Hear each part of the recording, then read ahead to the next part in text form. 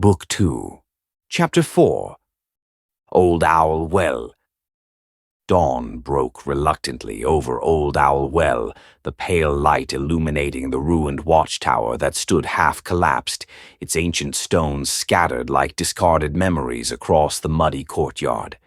The early morning chill carried the unmistakable stench of decay and corruption, a scent that clung to the back of the throat and settled in the lungs like a disease.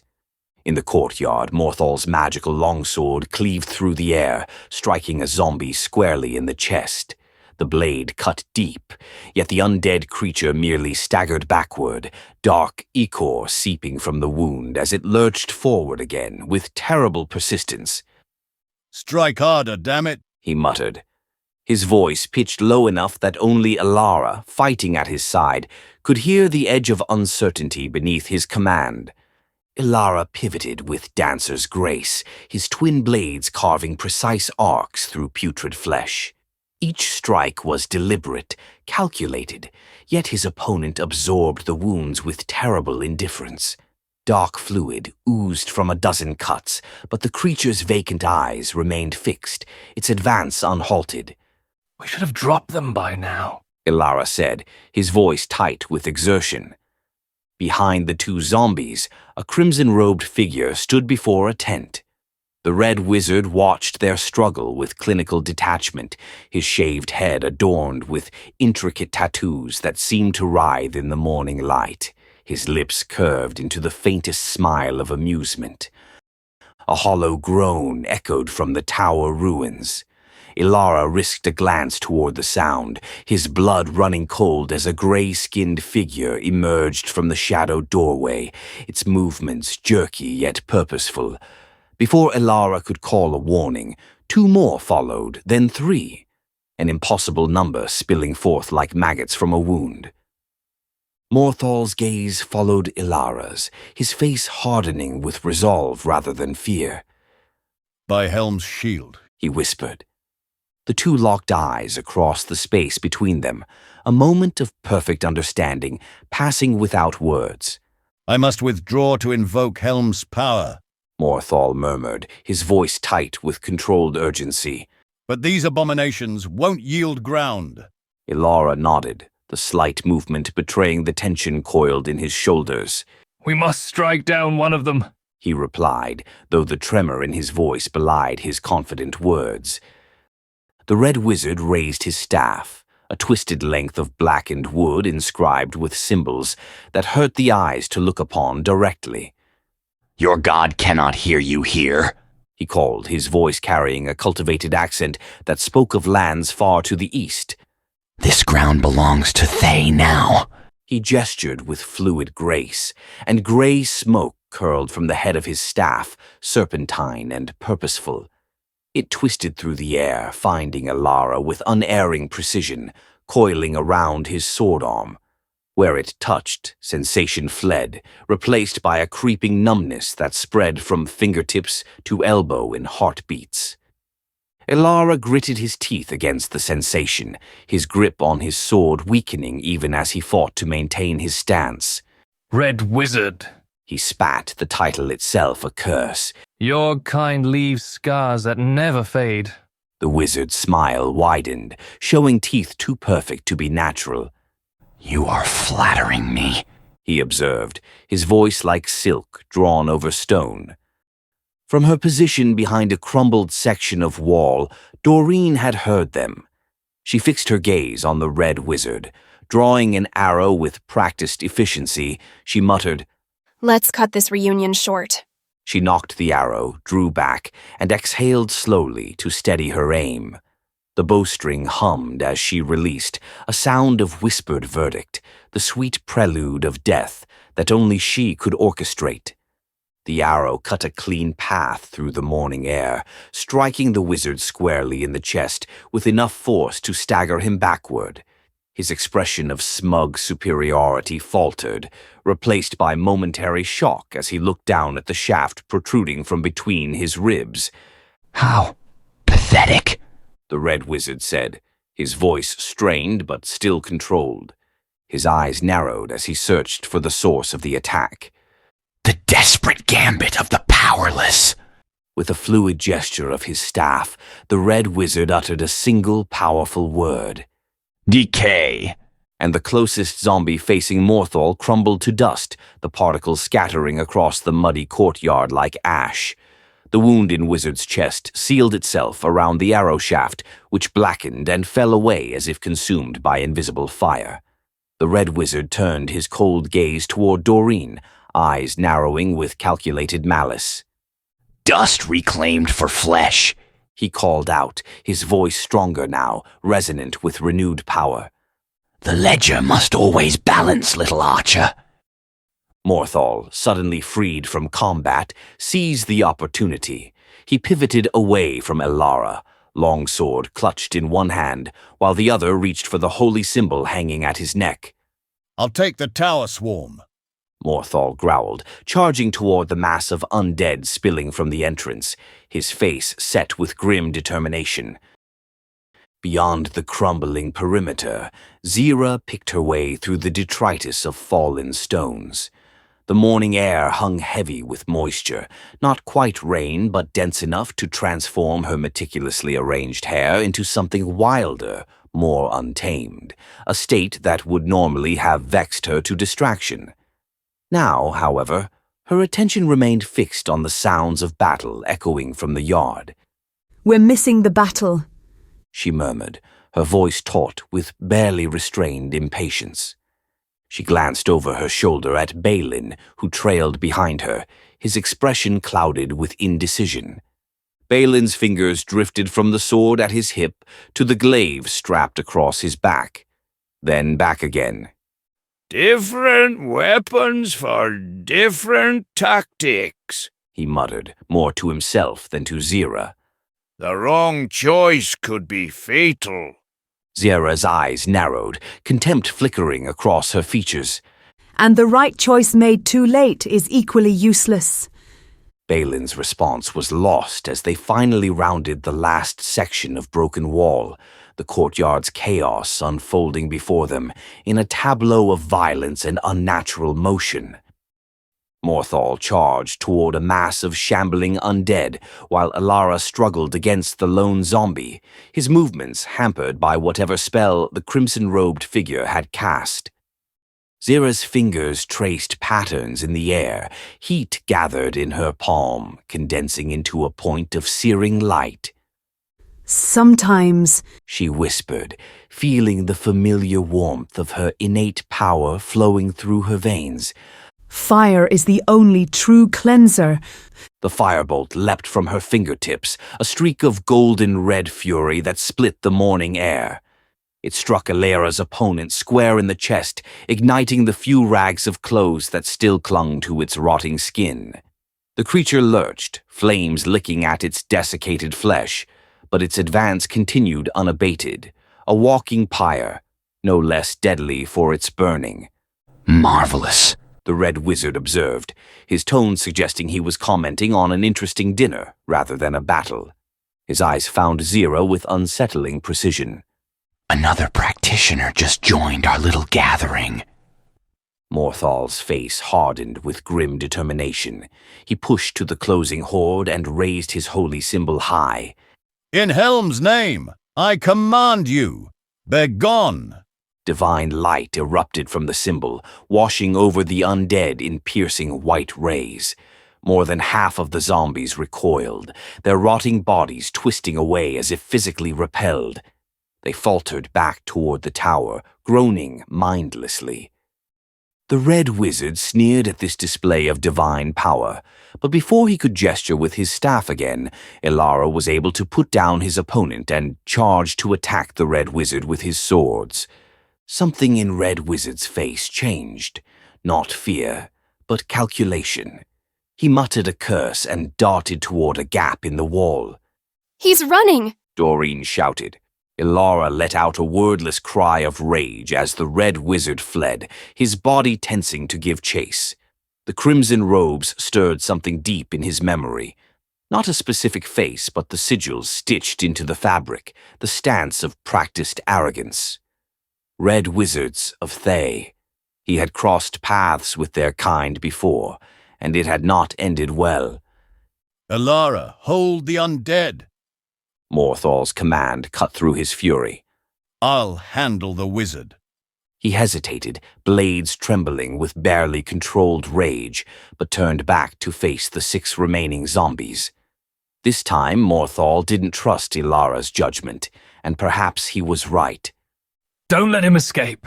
He called after Morthal, who was already sprinting in pursuit, armor clanking with each stride. Outside the wall, Zira's fingers danced as she summoned arcane missiles of pure force. I won't let you escape! She called, sending them streaking toward the wizard. The red wizard whirled, his staff tracing a barrier in the air. Gray smoke curled from his staff, solidifying into an invisible shield. The missiles crashed against it, dissipating harmlessly. You think you can challenge the might of Thay? He taunted, retreating around a crumbling section of wall. Doreen raced after Morthal, knocking an arrow as she ran. She skidded to a stop, steadied her aim despite her racing heart, and released. The arrow whistled through the air toward the wizard, who twisted with uncanny speed. The shaft grazed his shoulder, tearing the fabric but drawing no blood. He's too quick. Doreen called, reaching for another arrow. Morthal lunged with his sword, but the wizard's staff swept upward, trailing wisps of gray smoke that solidified just enough to deflect the blade. The wizard's fingers sketched a symbol in the air, and 3 identical copies of himself appeared, each moving in a different direction. Find the real one! Zira shouted, unleashing a blast of fire that dissolved one of the images into smoke. Doreen's arrow whistled through the air, striking one of the remaining illusory wizards. It flickered and vanished, the magical construct dissipating into motes of light. Morthal, seeing 2 figures still standing, chose his target and brought his blade down in a powerful arc. The weapon passed through his chosen opponent with no resistance, causing the last illusion to dissolve into shimmering particles. The cleric's eyes widened in momentary surprise, before narrowing with determination as he realized they'd now identified the true threat. Your pathetic attacks cannot harm me, the wizard sneered, slipping around a wall corner. Gray smoke poured from his staff, coalescing into sharp-edged constructs that flew at Morthal. The warrior batted them aside with his holy shield, but each impact left a frost-burned mark. He's toying with us. Morthal growled, advancing cautiously. Inside the tower, Balin finally charged forward to help Ilara. As he moved, he muttered an incantation, his body swelling to twice its normal size. Muscles bulged beneath his beard as he grew, until he stood as tall as a half-giant, a dwarf of impossible proportions. By Moradin's forge! He bellowed, swinging his now massive sword at the nearest zombie. I am the mountain that walks, the stone that strikes. Ilara ducked under a zombie's flailing arms, severing its legs with a clean sweep. Did you rehearse that speech? He panted. Or do you compose these gems while hiding behind walls? Outside, the red wizard raised his staff once more, gray smoke gathering around him like a storm cloud. Zira locked eyes with Doreen across a distance, a silent understanding passing between them. The sorceress began her incantation, flames dancing between her fingertips, growing brighter with each syllable. The wizard sensed the threat and turned toward Zira, his attention diverted just long enough. Doreen's arrow sang through the air, striking his outstretched wrist with terrible precision. He howled, his staff slipping from nerveless fingers and clattering to the ground. The protective smoke dissipated like mist in sunlight, leaving him exposed. Zira's fire orb, no longer contained in her hands, surged forward with vengeful heat. It struck the wizard's now vulnerable chest with a sound like thunder meeting flesh. For an instant his silhouette was visible through the flames, a dark shadow against brilliant orange, before he crumpled to the ground, consciousness fleeing his eyes. Morthal's gaze lingered on the fallen wizard for just a heartbeat before turning back toward the courtyard. The sounds of battle, Ilara's grunts of exertion, the moans of the undead, Balin's booming voice, pulled at him with urgent hands. I must help them, He muttered, already turning to run back. Doreen didn't hesitate. The moment Morthal turned his back, she was on the wizard like a shadow, rapier gleaming in the fading light. She positioned the blade over his chest with cold efficiency, her face betraying nothing. Better dead than dangerous. She whispered, beginning to thrust downward.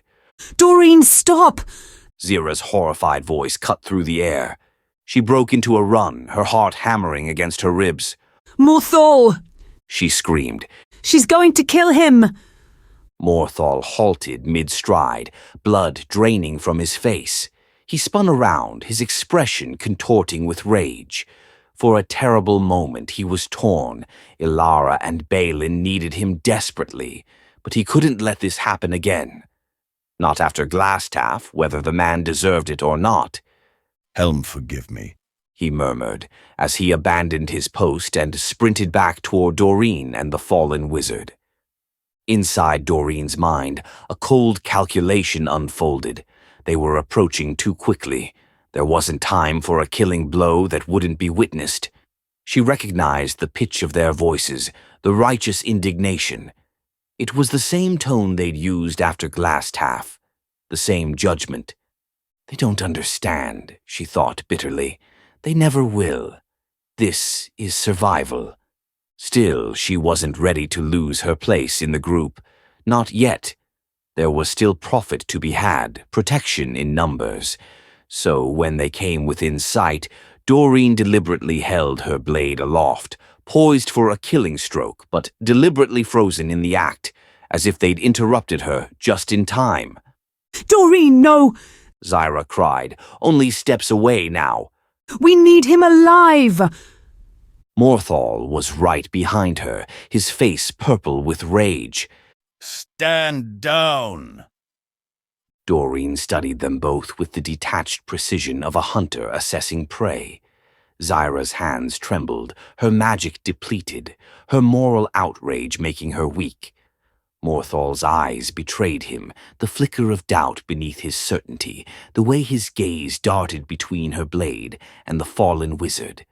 She almost smiled, remembering how those same righteous eyes had watched her slip the coin purse inside her armor at Butterskull Ranch. He'd seen her, she was certain of it, yet he'd said nothing, done nothing. His morality bent when convenient, just like everyone else's. The difference was that she admitted it. He wouldn't strike her, not now, but he was closer to that line than he'd ever been before, at least in public. In private, his principles were far more flexible. She allowed her hand to tremble slightly, as if she were fighting an inner battle. Then, with theatrical reluctance, she lowered the rapier and stepped back. Fine. She spat. But don't blame me when he wakes up and kills us all. The three of them stood in a tableau of tension, Zira's breathing ragged, Morthal's hands clenched, Doreen's face deliberately blank. And then, as if summoned by their conflict, the wizard's body suddenly convulsed. His back arched, a wet rattle escaped his lips, and then he went still, unmistakably, irrevocably dead. Doreen's eyes widened in genuine surprise. She hadn't expected the wizard to succumb so quickly. Professional curiosity flickered across her features as she analyzed the situation. Too fast for blood loss. A small, satisfied smile tugged at the corner of her mouth before she could suppress it. That worked out well. Her first thrust must have hit something vital. Zira's hands flew to her mouth. No. She whispered. If we'd been just a few seconds earlier... Morthal knelt beside the body, checking for any sign of life, but there was none. His face twisted with frustration and grief. Not for the wizard, but for what this meant. For what it said about their group, about his leadership, about Doreen. He's gone. he confirmed, his voice leaden. Zyra looked at Doreen, and something shifted in her expression, from anger to a profound sadness. Oh, Doreen. She said softly, and the pity in her voice cut deeper than any blade could have. She took a small, deliberate step backward, creating distance between them that spoke volumes. Her fingers, which had so often patted Doreen's shoulder in camaraderie, now curled protectively against her own chest. Morthal stood slowly, looming over Doreen. His hand drifted unconsciously to the holy symbol hanging at his chest, thumb tracing its contours as if seeking guidance. This is the second time, he said, his voice deadly quiet. The second time you've taken it upon yourself to execute a prisoner who might have had information we needed. Doreen met his gaze without flinching, subtly shifting her weight to the balls of her feet, her stance widening almost imperceptibly, ready to move if needed. And what would you have done? Let him live? Let him cast more spells? She gestured at her blood-slicked rapier. This is mercy compared to what he deserved. Morthal's voice dropped even lower. You don't get to decide that. That's not your call to make. Not your call to make, Doreen repeated. Some of us live in the real world, cleric. A desperate shout cut through their confrontation. More zombies are coming from the tower. Ilara's voice, strained with effort. Morthal's jaw clenched as he looked toward the courtyard, then back at Doreen. His eyes carried the weight of a man watching something precious crumbling in his hands. Doreen, this cannot continue. I never want to see anything like this again. The fury in his voice was matched only by the despair beneath it. How many more times would he fail to uphold justice? How many more times would his companions force his hand? They rushed back to the courtyard to find a scene that defied expectation. Ilara was surrounded by 6 zombies, her swords flashing in increasingly frantic arcs. She cut down one creature only to see it rise again moments later, its severed parts twisting back together. They won't stay dead, she shouted, her hair matted with sweat and blood. But what truly arrested Morthal and Zira was the towering figure dominating the center of the battle, an enormous, muscle-bound warrior with Balin's familiar beard, now swinging a sword that seemed impossibly large. By all the gods, Morthal breathed, momentarily frozen in shock. Is that... Balin? Zira gasped, her eyes wide with disbelief.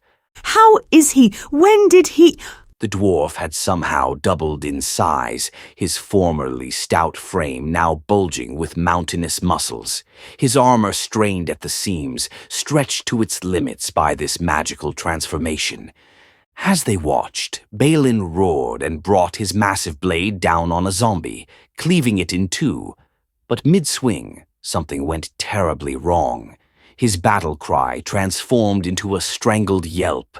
His entire body seized up, face contorting in a mask of agony. Oh! He cried out, his sword clattering to the ground as both hands flew to his lower back. He staggered sideways, each movement clearly excruciating. My spine! He groaned, his magically deepened voice tight with pain. Overextended. Not used to this form. With surprising speed for his bulk, Balin crumpled against the nearest wall, sliding down into a seated position. Sweat poured down his face as he tried to shift to a less painful posture, each movement eliciting a fresh wince. Turns out, dwarf muscles weren't meant to stretch like this. Zyra stared at the scene in horror. Ilara, alone against overwhelming odds. Balin, curled against the wall, and Morthal, not yet within striking distance. Something snapped inside her.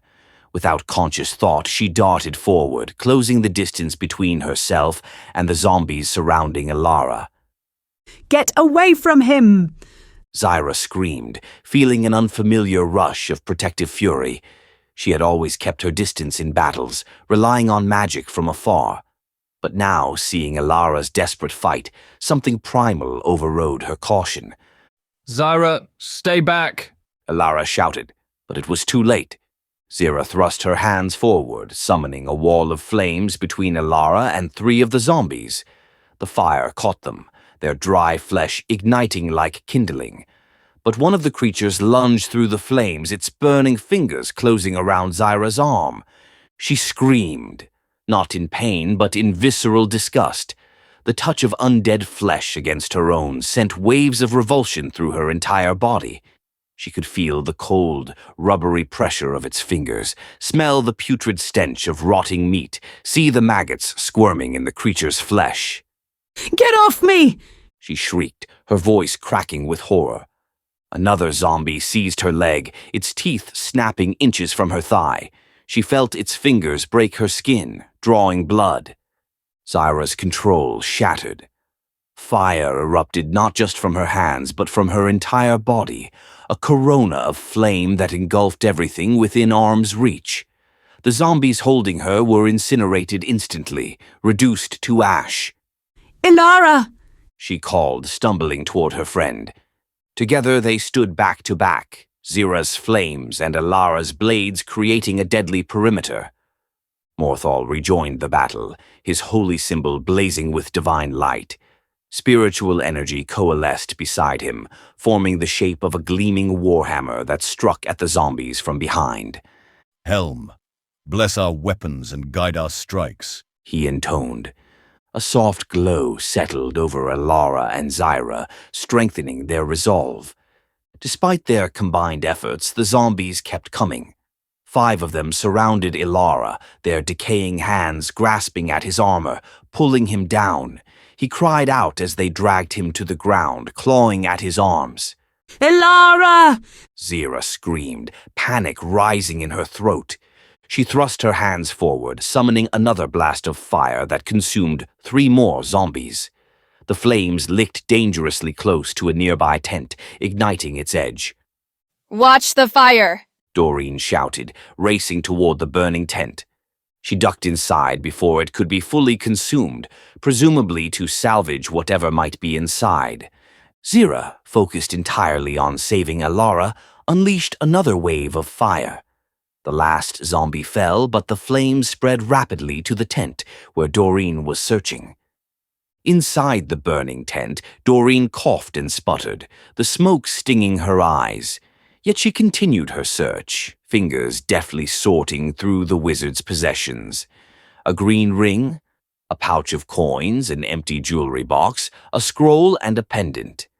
She swiftly pocketed the coins but gathered the rest to show the others.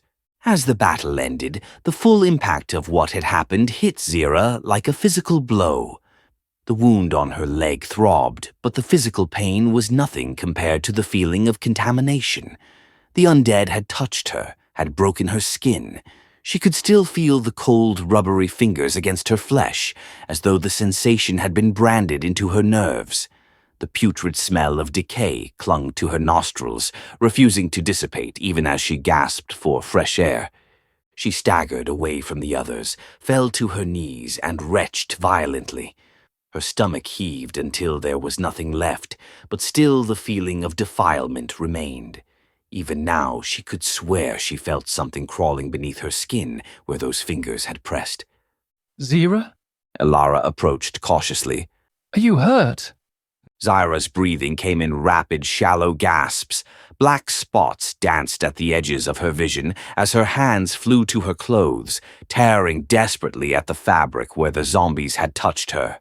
Off! Get it off! She cried, ripping away her sleeve and revealing the angry red marks beneath. Ilara! My clothes! In the wagon! Please! Understanding flashed across Ilara's face.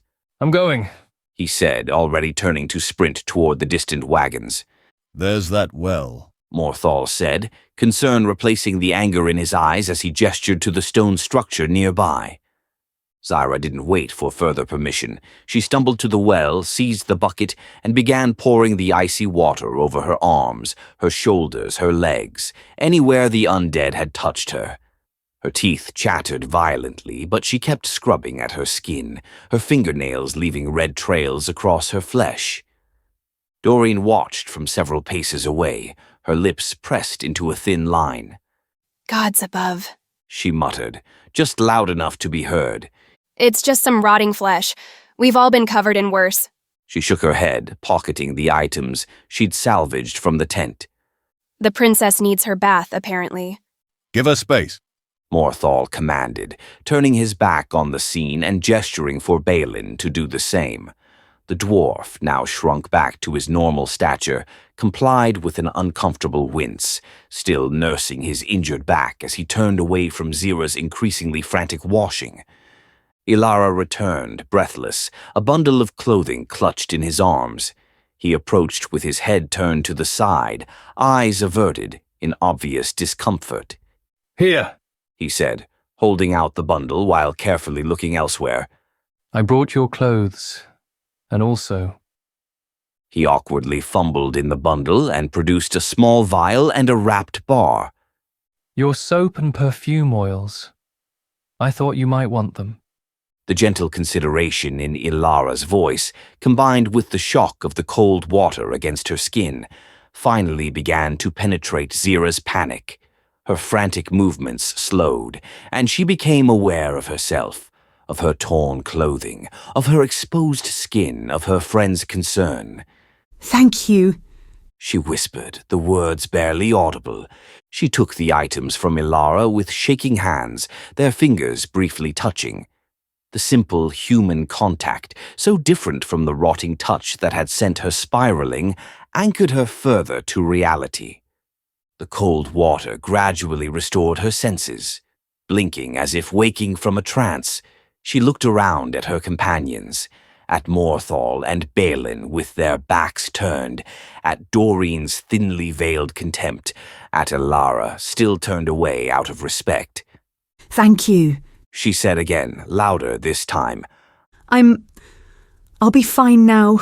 She stepped behind the well to change, methodically peeling off the remaining wet garments and dressing in the clean ones, careful to keep herself covered now. But as she fastened the final clasp, a cold realization swept through her. In her panic, how much had she revealed? Had Ilara seen the iridescent scales that lined her upper back? Had Balin glimpsed them before turning away? She knew Doreen and Morthal were already aware of her secret. Morthal from treating her wounds in battle, Doreen from her uncanny ability to discover everyone's secrets. But the others, if they had seen, her time in this group might be running out. As they regrouped in the courtyard, exhausted and soot-stained, Doreen displayed her findings. The green ring, the empty jewelry box, the scroll, and finally the pendant. Zyra, her skin raw from scrubbing in the frigid water, approached tentatively. What are these? She asked, her voice still unsteady. Spoils of war.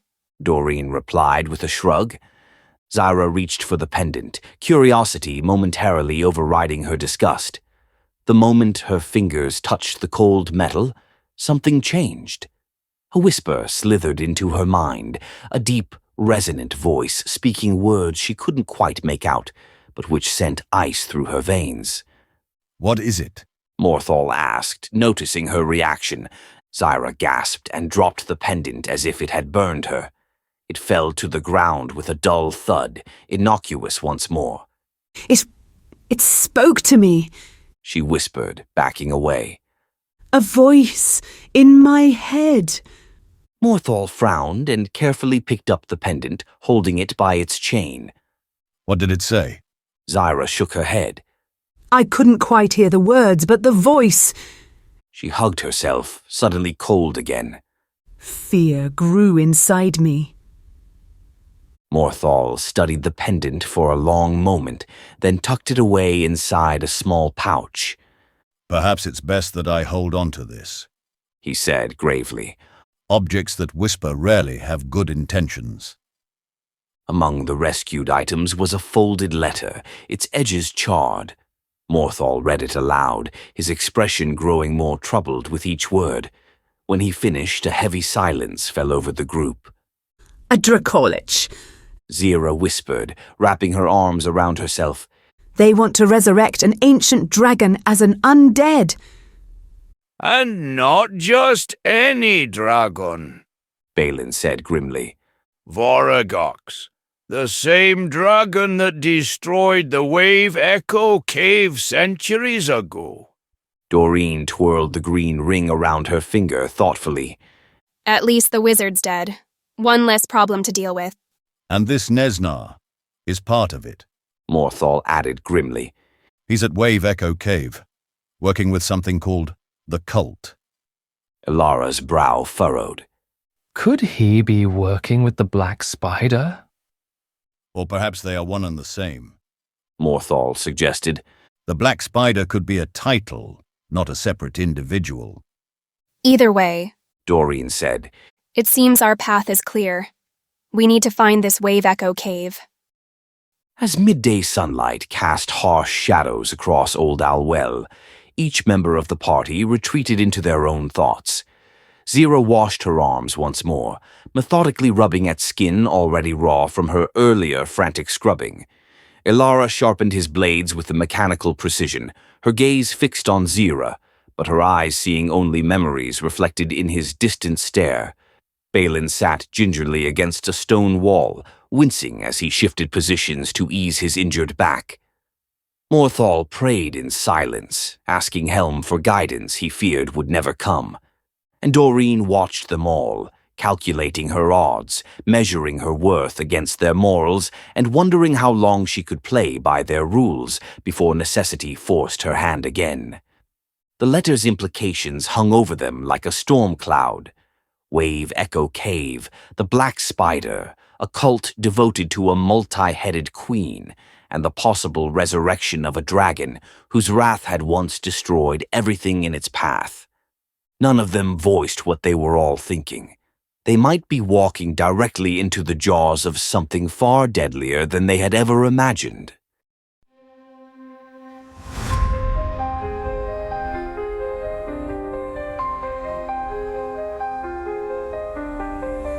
In the heart of the forgotten lands, where once there stood unbroken stands, the whispers rise from dying hands. The world awaits in shifting sands.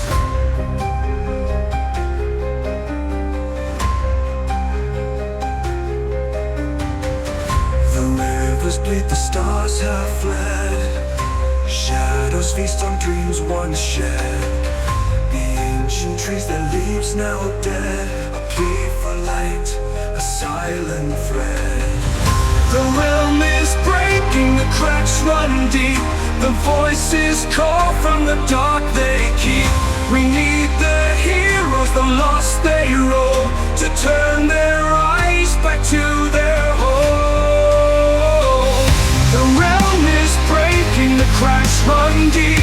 The voices call from the dark they keep.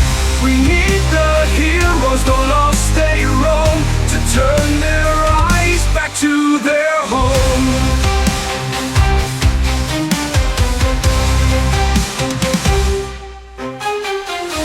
The wind it howls, the mountains cry. The lonely moon, the fading sky. Time